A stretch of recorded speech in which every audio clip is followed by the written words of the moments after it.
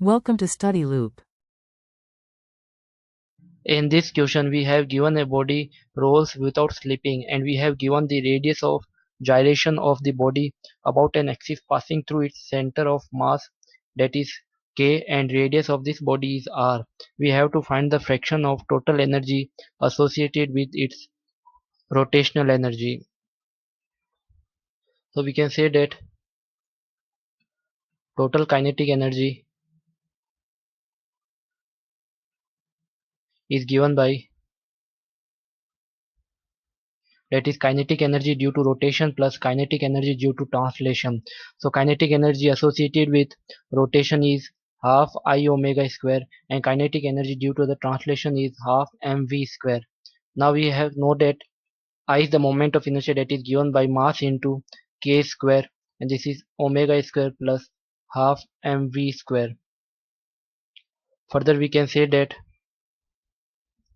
this is half m k square omega square, plus this will comes out to be half m r square omega square, as we know that in pure rolling v is equals to r omega.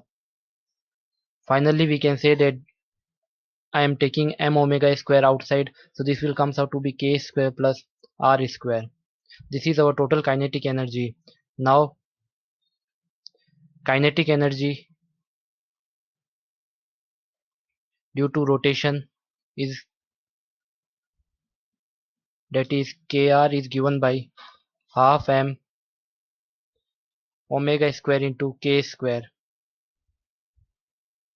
So we can say that the fraction is given by, we have to find the fraction of rotational kinetic energy to the total kinetic energy. So this will comes out to be half m omega square k square upon, this is half m omega square k square plus r square. So finally we will get, this is k square upon k square plus r square. So this is the fraction we have to calculate it, and this is our answer. So we can say that for that option C is the correct choice. Thank you.